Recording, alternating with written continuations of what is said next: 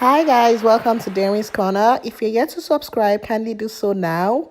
And also don't forget to click on the bell sign so you get notified when I have new videos.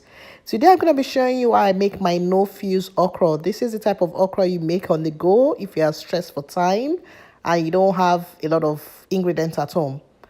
I usually buy my okra fresh from the Indian store and I keep this frozen in my refrigerator or my freezer. So the first thing I'm going to be doing, of course, will be to wash my okra thoroughly. And then I'm going to be placing this in a blender and I'm going to be blending it into a smooth paste. Because I have a young son, he doesn't really like his okra very coarse in nature. So it's going to be a little bit smoother. But you can blend to whatever consistency you prefer. If you want this to be a little bit thick or clumpy, you are free to do so. But I'm just gonna blend it smooth, not very fine, but at least not as coarse as I would have personally taken it.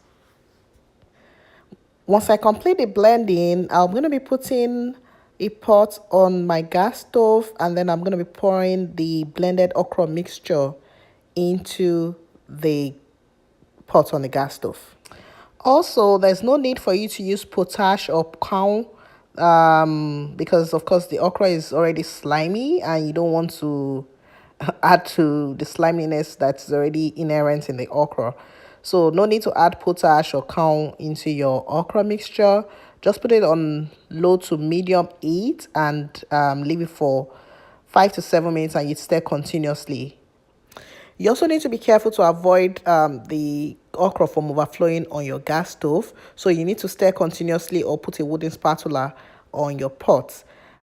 So for okra, you don't cover the pot. Like I mentioned, if you cover it, you're going to have a spillover. So just use a wooden spatula on the pot. I'm going to be adding in my locust beans at this stage because I want that local flavor in my okra. Even though it's a no-fuse one, I still want to feel my local flavor in my okra.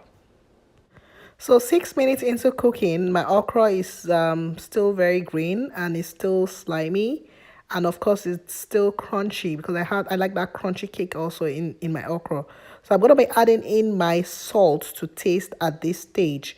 The salt is just to taste. You don't add the salt till the okra has completely cooked.